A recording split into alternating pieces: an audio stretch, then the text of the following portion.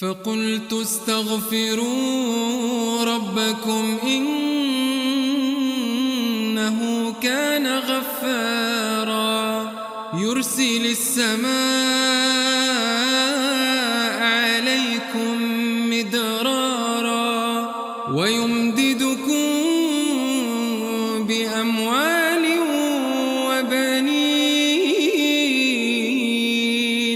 ويجعل لكم جنات ويجعل لكم أنهارا ما لكم لا ترجون لله